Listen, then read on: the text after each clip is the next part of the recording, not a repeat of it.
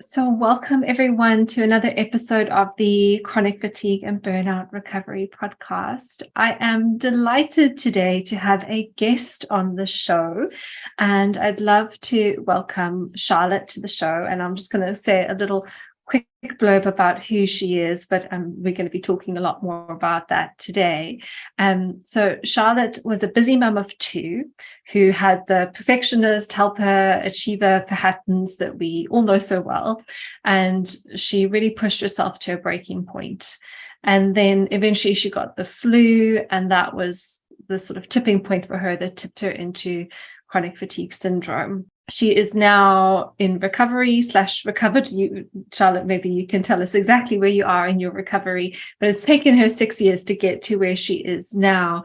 And she's used many tools to get to the place that she is, one of which is yoga, specifically restorative yoga, which is why I wanted to have Charlotte on the podcast today to share all the joys of restorative yoga with us.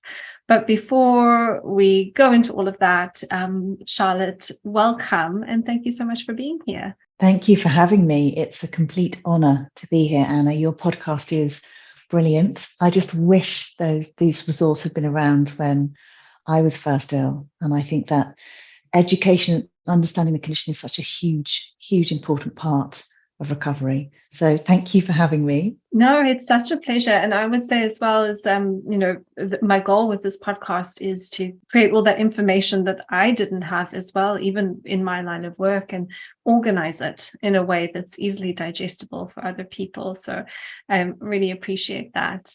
And just to say as well that I know you, Charlotte, because I was looking for a Pilates teacher for one of my clients, and I crowdsourced on Instagram for some recommendations, and someone had messaged me and said, this isn't a Pilates teacher, but I would highly recommend Charlotte for yoga. And I just started following your account. I had a little look and and kind of never looked back. And then I realized that there were a few other people sort of in my community that were also in your community. And it seems like you're doing wonderful work in terms of bringing your offerings to the community. So it's just lovely how all the little connections happen and you start to get to know everybody in this kind of chronic illness space.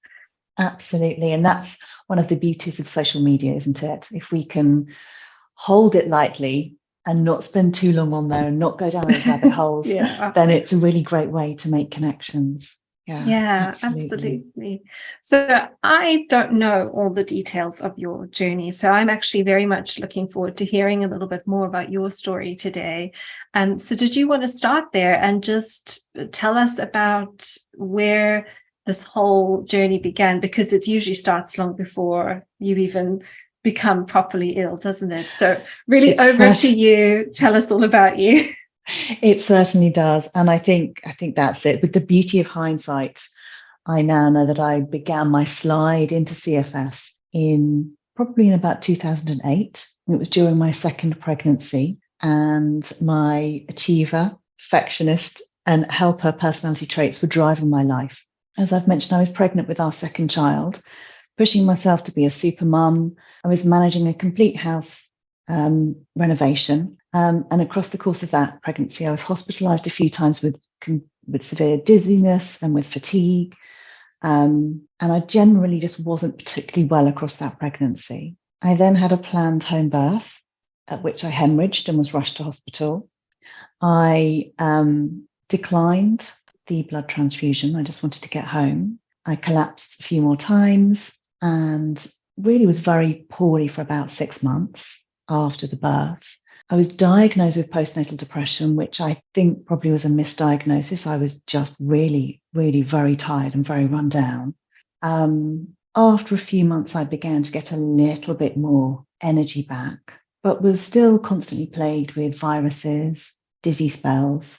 After 2 further house moves, including one to a new area in the country, so that's 4 house moves in 2 years, with 2 children under 5. Uprooting, yeah. Yes, yeah. And this ridiculous belief that I could exercise and push my way back to energy and health. In January of 2011, I got the flu, and that was it. In bed for many weeks. And so by this point, I was pretty much completely bedbound. really struggled to tolerate light or sound. The fatigue was completely debilitating, unlike anything I had ever experienced before. And that was coupled with these flu-like symptoms, headaches, dizziness, a complete inability to balance my blood sugar, so needing to eat every 90 minutes and throughout the night, completely unrefreshing sleep. And although I didn't understand it at the time, when I pushed myself to do anything, even just have a shower or go downstairs to see the children, I would then have post-exertional malaise. So it was a really challenging time. I was diagnosed very quickly, actually, by kind of CFS standards by the NHS GP, who told me it was a post-viral fatigue, and given my history, it might be more than that. And pretty much this was it now.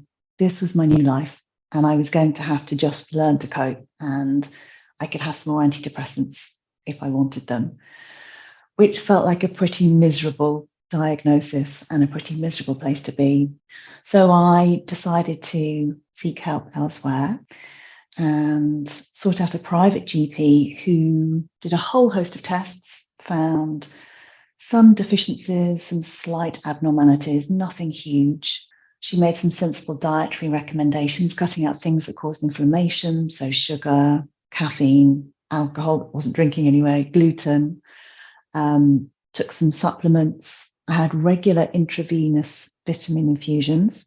She suggested structured help at home, so there was less anxiety from me about the children. And all of this helped to a degree across about a 12-month, very up and down period. I got to a place where I could function within the house. So I could, in the morning, make breakfast and pack lunches for the children as they went off to school, nursery. I could then sit and manage to watch CBeebies with them when they came in from school and nursery. And then my husband would put us all to bed at 7 o'clock. So it was better, but it certainly wasn't a quality of life that any of us wanted. And we were barely functioning. You know, my husband was fantastic. I had two brilliant local friends who did the school and nursery runs. My parents would come every week and cover off things like swimming lessons, but it was not what we wanted. Yeah, just kind of holding everything together is what the feeling I get. Yeah, exactly. And I was mentally very low by this point, really, really struggling mentally. It was at this point we discovered the Optimal Health Clinic, and I began working with Jess Thompson there, who's a fantastic psychologist. And she helped me understand the condition and begin to deal with the trauma of being that unwell for that length of time. And I hadn't really appreciated that I was going through a trauma. I thought of trauma as these, capital T, big traumatic events rather than small t, ongoing, constant sort of stressful situation. So that was really helpful. I met some other people through the Optimal Health Clinic and suddenly realized I wasn't alone. And I came across people who'd recovered. And this was the first time I'd had this experience. Up until this point, I'd just been told, this is it. You're in this situation and it's not going to get much better. So that was really helpful. I learned to use EFT so I could process my emotions. And this all helped a little bit more energy. I began seeing a cranial osteopath, and she was very skilled, very gentle. It wasn't the parent technique, but I now know there will be some similarities between that. And all of this was helping. I was able to do the school run in the afternoon because I could rest before and afterwards. I could occasionally take the children to their swimming lessons. So things were improving, but I was still so anxious, incredibly anxious, wired, still not enjoying sleep, refreshing sleep. And I knew I needed to calm my nervous system. I wasn't sure how. I took a meditation course, which helped while I was doing the meditations, but as soon as they finished, I sprang straight back up into that really anxious and wired state. I have a lot of clients who experience that as well. Yeah, really unpleasant. I would be walking the 150 meters from our house to the infant school where the children were, and a car would go past and I would startle, and it would be, my heart would be going. So it was a really challenging time from an anxiety point of view. And it was about this time I began to practice a little bit of yoga at home with a DVD. And most of it was well beyond my ability. But the very gentle movement and the breath was soothing. And that gave me the confidence to start to look for some yoga outside of the house. and I found a brilliant local teacher. I lay on the floor for 90% of the class. She was really welcoming and accepting and understanding, reassuring about that. And it gave me the option to begin to integrate with the outside world, which I hadn't done for a long time, but in a really calm way. So I could see people, I could be in the same room as them, I could breathe alongside them, but I wasn't having to interact or talk, which would have been too much for my nervous system at that point. And I then tried other classes. I spent most of my time in a class where the rest of the participants were probably about 70 or 80 years old. They were doing a lot more than I was, but it was really helpful. Alongside this, I discovered restorative yoga. And while doing a little bit in classes outside of the house, began bringing it into my routine at home. So I started to gather the props and teach myself the most comfortable positions where I could stay for time. So it allowed myself that physical rest, that mental rest, and the emotional rest. Because if you're not familiar with restorative yoga, it's where we use props to put the body into a position where we're gently manipulating the nervous system and telling it to calm and settle. So we're doing that on a physical level, and then we allow the mental and the emotional tension to start to unwind.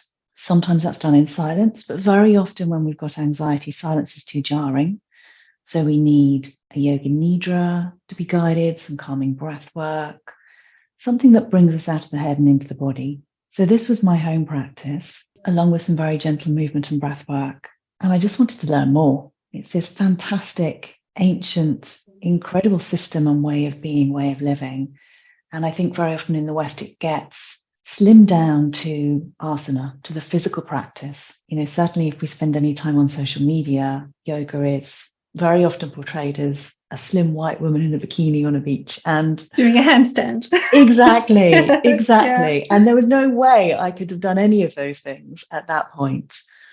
So I decided to take a year's foundation course in yoga with the British School of Yoga, which taught me more about the history and the philosophy. And I began to understand some of the thoughts behind it. So, for example, one of the key texts is Patanjali's Yoga Sutras. And in the sutras, we start with the yamas and the niyamas. And that's ways of being with yourself and ways of being in the world. And the first one of those is ahimsa, which is about not forcing, about being kind to yourself and to others. And that's something I hadn't been doing. I've been pushing myself. So starting to look at these ways of being from the yoga historical texts and infiltrating those into my life was really, really helpful. And after doing that year of foundation, I decided to take a full 3.5-year yoga teacher training. And I was recovering at this point. I wasn't well. It was part of the recovery. So sometimes I would spend almost the whole day in the training, laying on the floor in a restorative pose, just listening. And the training I took was with a brilliant teacher who I still regularly go to her classes now, Lisa Suda, and she's also a yoga therapist, and she was very understanding. And the teacher training was about the whole of yoga, all of the 8 limbs, studying all of the historical texts. It wasn't about the perfect handstand, the perfect headstand. We did learn that. We learned how to practice it and how to teach it, but it was just a small part. And all of this helped with my recovery. And the more it helped with my recovery, the more I was drawn to helping others, to sharing these very gentle practices of yoga that I think so often get missed in our busy, fast-paced, crazy world that the majority of us live in. And that's what you do now. That's what I do now. Yeah. And I feel like I've got so many questions, and also like it's just so lovely just to hear you speak. I can just sit and like listen to you talk. And I was just thinking how your energy seems to perfectly match this kind of calm, soothing, restorative quality that you're offering your clients. One of the questions I had while you were talking was, you mentioned how the meditation was okay in the moment, but then you kind of went from like 0 all the way to 100 after finishing. How did you find, or what do you think was different about doing the yoga, which is kind of a meditation in itself, versus doing like more of a traditional meditation? Yeah. So if we look at the traditional system, of yoga. Meditation comes at the end. So we work through the yamas and the niyamas, which are ways of being with ourselves and ways of being with others. We then work through the physical body, which doesn't have to be huge amounts of movement, but is just using the body, and then using the breath, and then withdrawing the senses, and then working through the stages of meditation. So what I've been doing on this course is I've been wizzy, anxious, sit, focus, start to calm, and then straight back up. And when we look at the yoga model, we have this sort of the body up tools, which is where we're doing things with the physical body, as well as the brain down tools, which is the focus breath, the pranayama, the meditation, and the two kind of come together. And I hadn't appreciated that or been doing that. I'd just been doing that, trying to think my way out of the anxiety, which, as we know, doesn't work most of the time. You need the kind of the bottom up and the top down, if you like. Yeah, I absolutely love that. That's something I talk about as well, as, not so much from a yoga perspective, but kind of when we're looking at like somatic therapy versus like NLP or coaching or psychotherapy, talk about the top down and the bottom up. But I've never heard someone describe it or explain it just within those 8 limbs of yoga in that way before. And I just think it fits so beautifully. So thank you for that. So how would you describe a restorative yoga practice for somebody who's in their fatigue recovery journey, but they're like, this is supposed to be good, but I don't even know what it is? So if somebody came to one of your classes, what would that look like? What would their experience be like? Sure. So restorative yoga is where we take props. Some are specific yoga props, but often we can take things from around the house, pillows and blankets and cushions, scarves. And we use those to put the body into a position where we're telling the body it's safe. So it might be that the back of the body is supported at a 45-degree angle, which engages the reticular activating system. It might be that the legs are raised, which steadies the heart rate. It might be we put as many joints as possible into flexion, which again signals to the nervous system it's time to rest. So we put ourselves into these positions and we stay for time. So one of the courses I run, which is about taking regular deep rest, we just learn one posture a week and we practice that for 20 to 40 minutes a day. It takes the average person somewhere between 8 and 15 minutes to go from a state of arousal to a state of rest. So if we stay there for about 20 minutes, we know we've got into that state of rest. So in the dream scenario, we would take these mini rests through the day with our 1 or 2 or however many postures we particularly like. And then once or twice a week, we take a longer practice of 60 to 90 minutes where we would combine a few different postures. And in those longer practices, we might take postures which are a little bit shorter, maybe 5 or 10 minutes, building up to the longer postures. And in my classes, I tend to talk gently, guide some relaxation, and we gradually wend our way to a little bit of silence.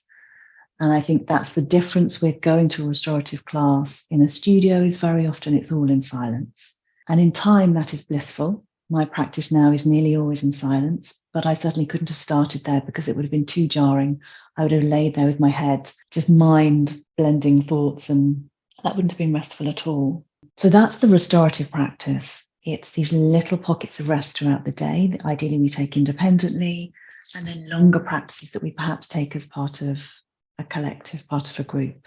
And I think that collective group element is something that's really, really useful and really important. And I certainly get good feedback from people in our community that we start the Zoom class 15 minutes before we begin the practice, and people share. And it's absolutely not group therapy. It is, I've had a great week. I've been out on the bus. I've been in the garden, or I've had a hard week. I've changed my supplements, or I had a falling out with a friend. And it's these few minutes of summarizing how life is that makes people feel quite connected. And then everyone's muted and we practice. And usually then people just click and go because they're nice and relaxed. And it's just a wonderful community to be part of. Yeah. I actually also realized one of my long-term clients was doing your yoga classes. She always used to talk about And I think actually I've mentioned Joan a few times on this podcast now. She's going to start to think she's famous, but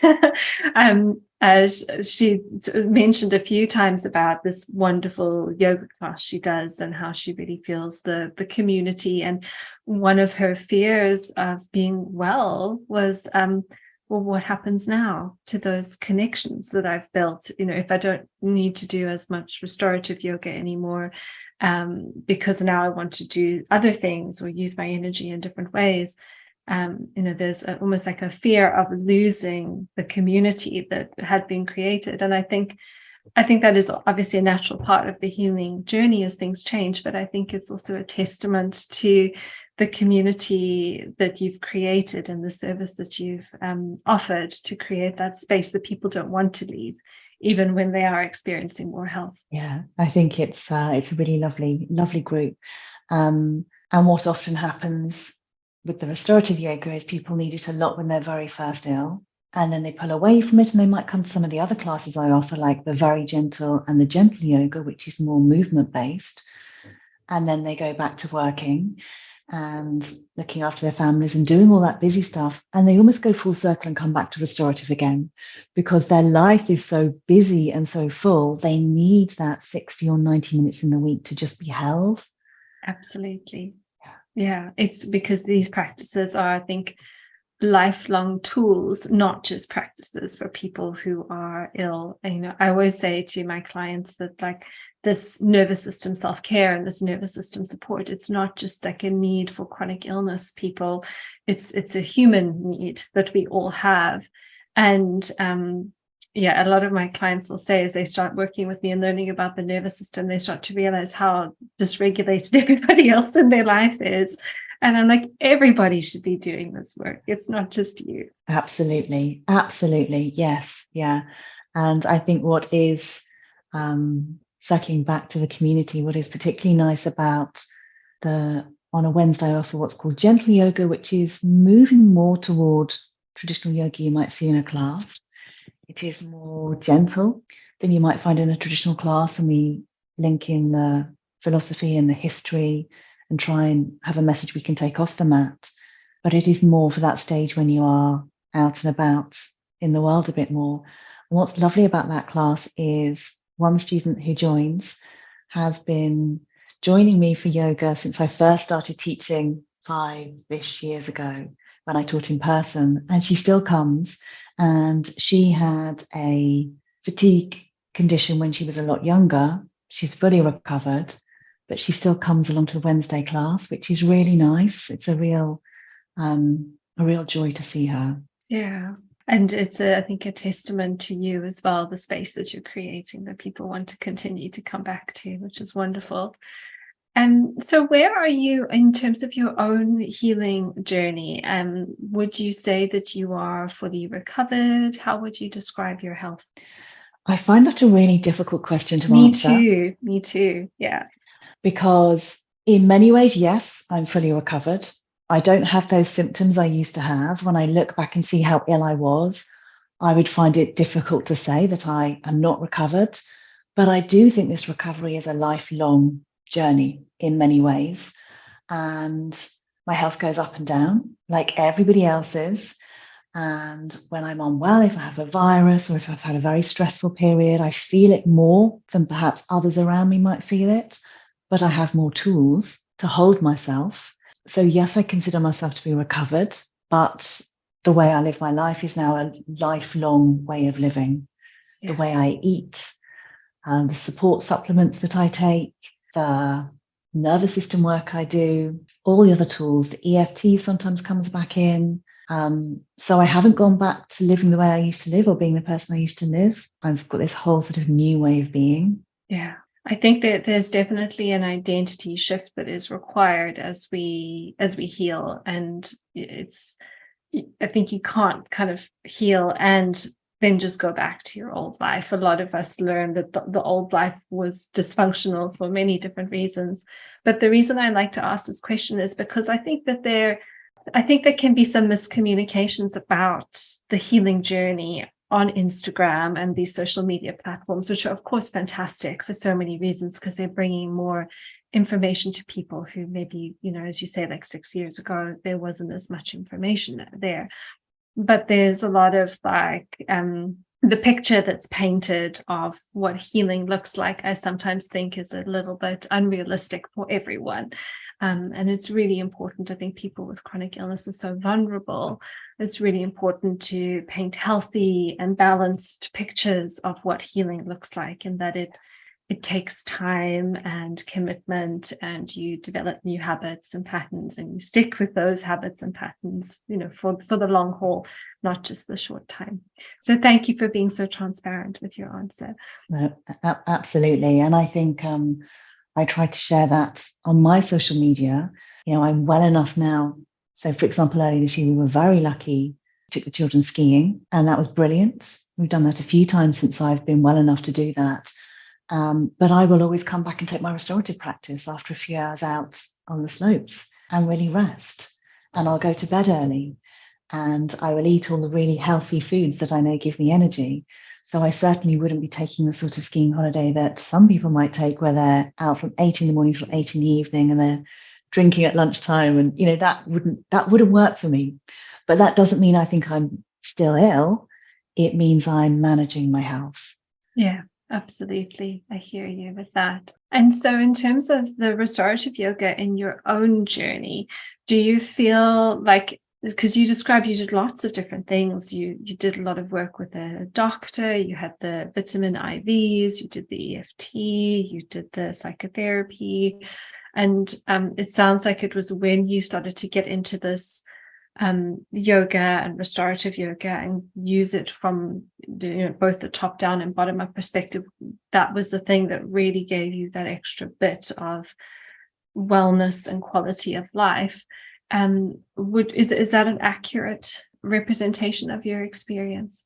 I think for me, and I would imagine this is the same for many people, recovery is multifaceted. You need all of these things.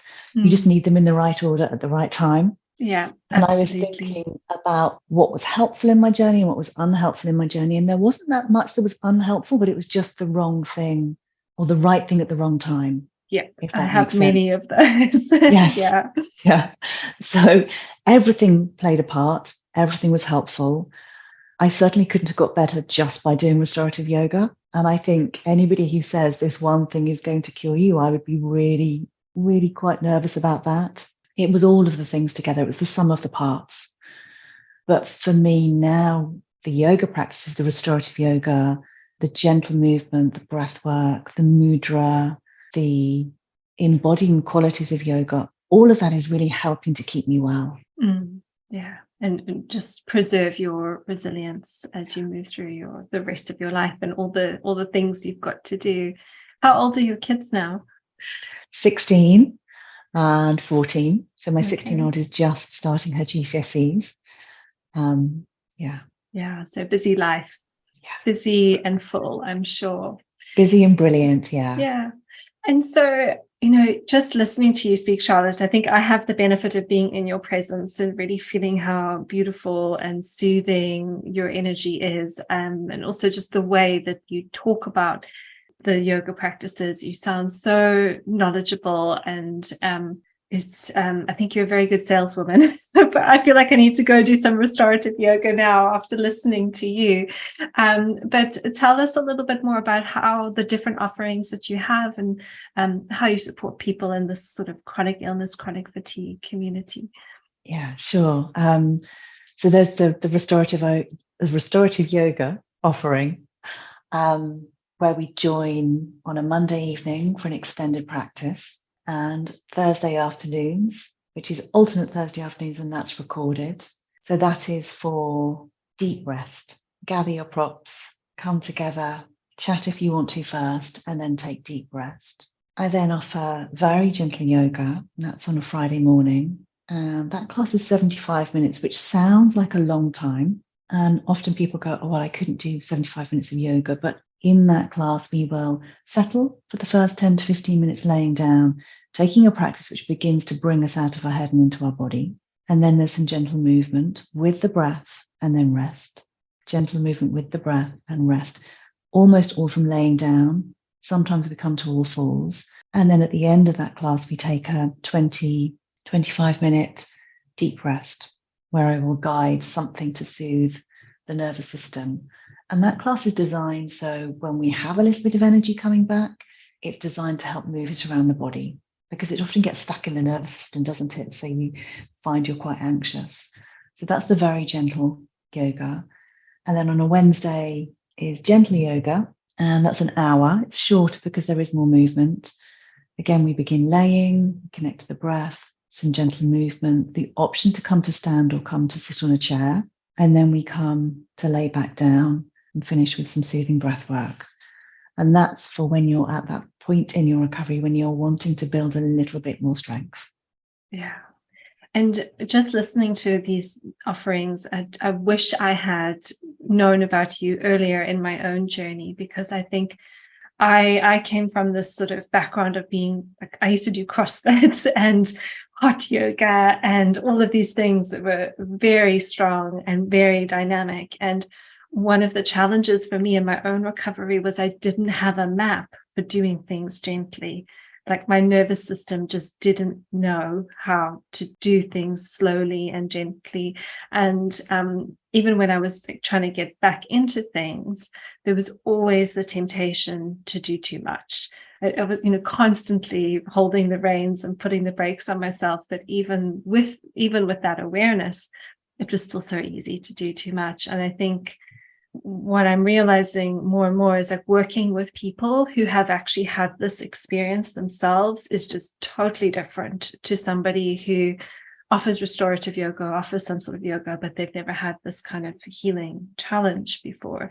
And so, coming to a space where this person gets it and they've been there themselves, and then they are really attuned to what is required to gently guide your system into those little bits of movement when they are starting to become available. I think that's such a gift to the community. And I love that you've got the deep rest option, this slightly dynamic but still a lot of rest option, and then the one that is a little bit more dynamic, so people have the opportunity to sort of move through the different levels in their journey. I just think it's a beautiful offering that you have.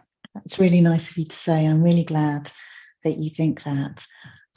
I, like you, was a pusher before I was ill. I was a 6 o'clock in the morning boot camp outside, go, machine Pilates, push myself. And in my recovery, I got it wrong a lot. Yep. I would go to a yoga class that was labeled as gentle, and it wasn't gentle. And I sometimes wouldn't listen to my body and lay on the floor. I would keep going. And then I'd be crashed out for days or even weeks afterwards. So it does take, it's a journey, isn't it? Yes, it's a journey, absolutely. going from a pusher to, okay, I'm going to take it more steadily. And I think for me, that's why yoga has been so useful, because if we move in with the breath and we steady the breath before we move, then that's where we can get this sort of stability of calm movement. Yeah, I love the word stability. Is one of my favorite words for people with fatigue, because everything just needs stabilizing, and then it's from those stable foundations that we build other things, strength and more energy and whatever else it is that we need, vitality. So I love that.